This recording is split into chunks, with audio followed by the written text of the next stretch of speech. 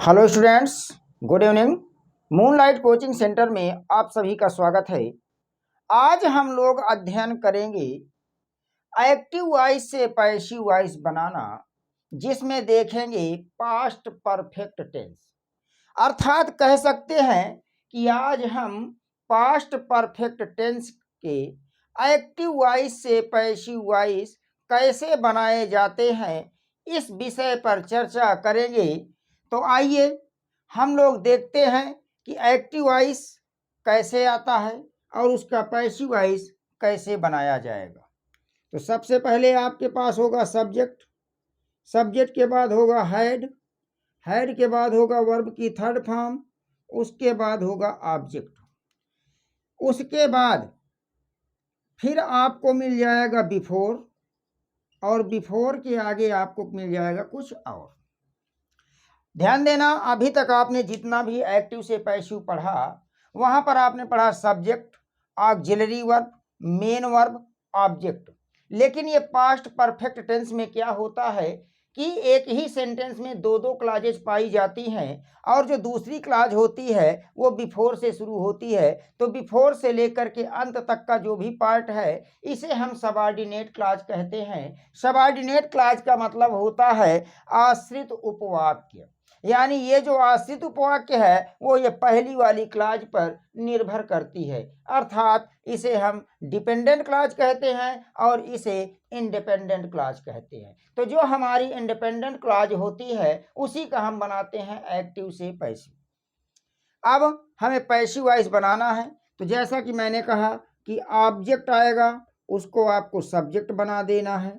उसके बाद हेड दिया है तो हेड लगा देना, जोड़ क्या देना है, बीन, थर्ड फॉर्म है, थर्ड फॉर्म रख देना। फिर जो भी आपका सब्जेक्ट है उसको बना देना ऑब्जेक्ट, और उसके पहले क्या लगा देना, बाई। फिर आपका बिफोर है, बिफोर रख देना, और जो भी है उसको रख देना। तो यानी बिफोर से लेकर के अंत तक का जितना भी पार्ट है उसे हम पैसिव वॉइस बनाने के बाद अंत में उसी तरह रख देते हैं। अब आपके सामने यदि subject, auxiliary verb, main verb, object इतना आता है तो इतने का पैसिव वॉइस बना लेते हैं। यदि बिफोर लगा के सेंटेंस को आगे बढ़ाता है तो फिर हमें करना क्या है, बिफोर लगा के आगे बढ़ा देंगे। यदि नहीं दिया है तो नहीं बढ़ाएंगे। चलिए जैसे कहा जाए एक एग्जाम्पल्स के माध्यम से समझते हैं। एक्टिव वॉइस में लेते हैं, तो एक्टिव में हमने एक सेंटेंस लिया, he had taken food before I came. He had taken food before I came, ये आपका जो है सेंटेंस दे दिया एक्टिव वॉइस में। कहा कि इसका पैसिव वॉइस बना दीजिए।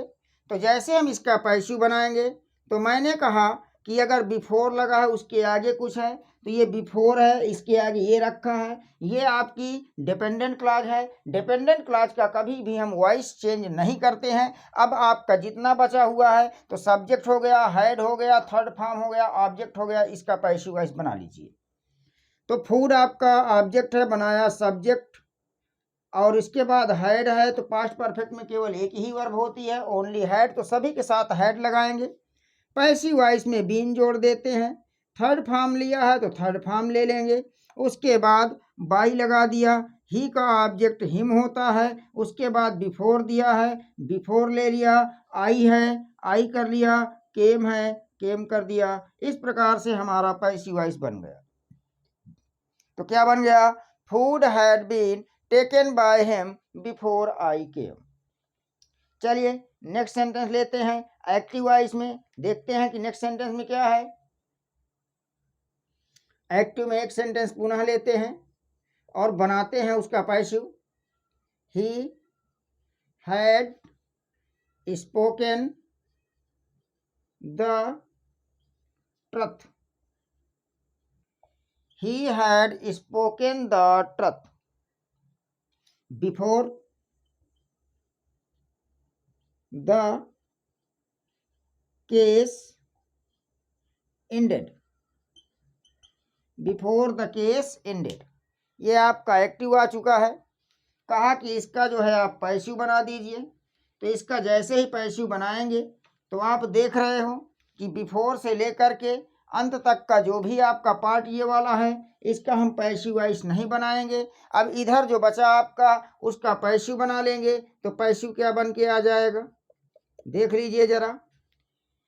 द ट्रथ आपका ऑब्जेक्ट है, इसको बना दिया सब्जेक्ट, द ट्रथ बन चुका है। हेड लगा है, हेड लगा दिया। बीन लगा दिया।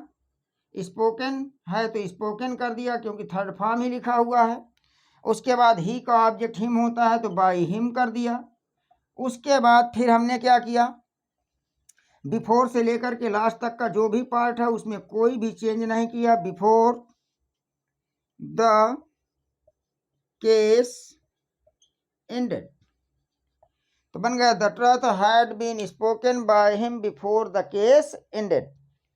चलिए नेक्स्ट जो है सेंटेंस लेते हैं और देखते हैं उसका पैसिव वॉइस कैसे बनाते हैं। तो ध्यान दीजिएगा कि बिफोर से लेकर के अंत तक का जो भी सेंटेंस है वो कहलाता है डिपेंडेंट क्लॉज, और डिपेंडेंट क्लॉज का कभी भी वॉइस परिवर्तन नहीं होता है। इसलिए डिपेंडेंट क्लॉज किस पर डिपेंड करती है, इंडिपेंडेंट क्लॉज पर। तो जो भी हम पैसिव वॉइस बनाएंगे किसका बनाएंगे, इंडिपेंडेंट क्लॉज का बनाएंगे। चलिए नेक्स्ट देखते हैं एक्टिव वॉइस में।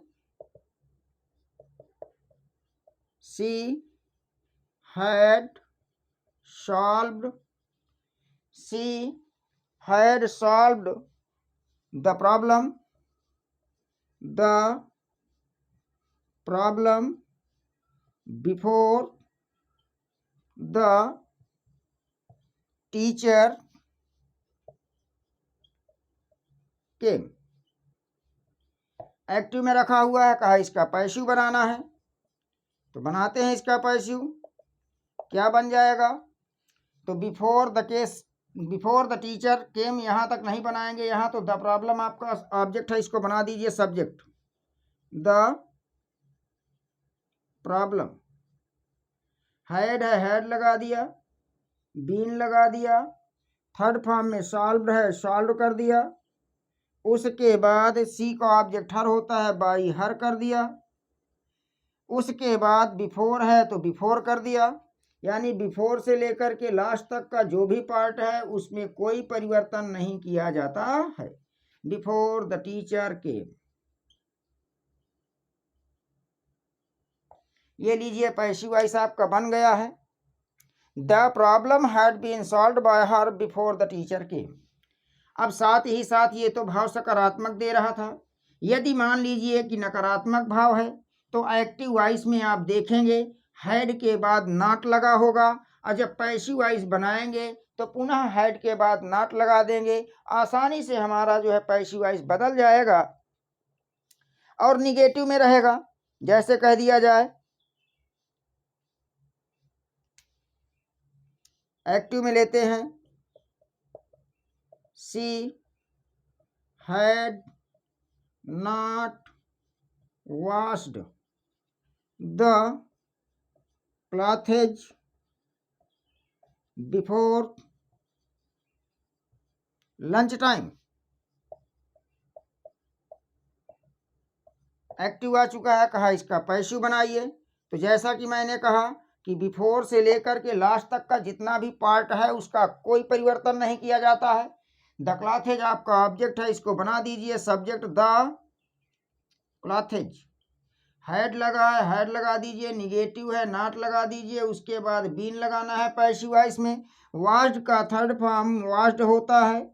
उसके बाद सी का ऑब्जेक्ट हर होता है, बाई हर कर दिया। और बिफोर से लेकर के लास्ट तक के पार्ट में कोई चेंजेस नहीं किया जाता है तो आपका हो जाएगा बिफोर लंच टाइम।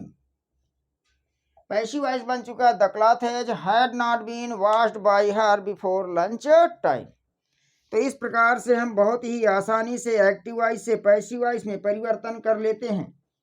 तो ध्यान दीजिएगा कि एक्टिव वॉइस से पैसिव वॉइस में परिवर्तन करना बहुत आसान होता है। जो भी आपको नियम बताए गए और जो भी आपको स्ट्रक्चर बताया गया, उस स्ट्रक्चर को आप सेंटेंस में अप्लाई कीजिए, बहुत ही आसानी से एक्टिव वॉइस से पैसिव वॉइस में परिवर्तन हो जाएगा।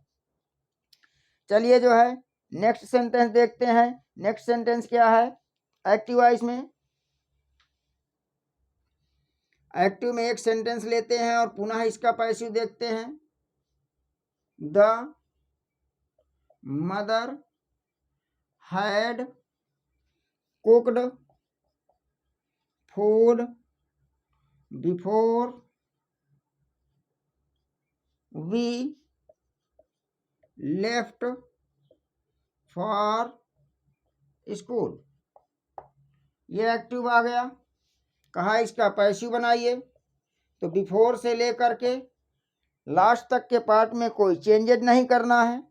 अब यहाँ पर ऑब्जेक्ट आपका फूड है, बना दीजिए सब्जेक्ट, हैड लगा दीजिए, बीन कुक्ड का पास्ट पार्टिसिपल कुक्ड, मदर का मदर होता है बाई द मदर, उसके बाद before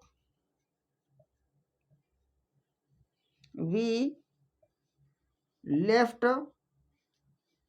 for school, we left for school. तो food had been cooked by the mother before we left for school. आसानी से पैसिव वॉइस बन गया। चलिए नेक्स्ट सेंटेंस लेते हैं एक्टिव वॉइस में। एक्टिव में सेंटेंस लेते हैं। The farmer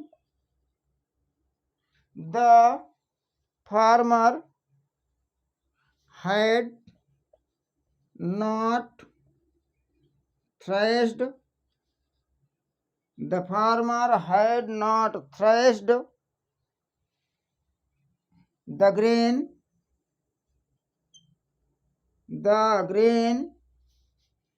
before it rained। Active में आ गया।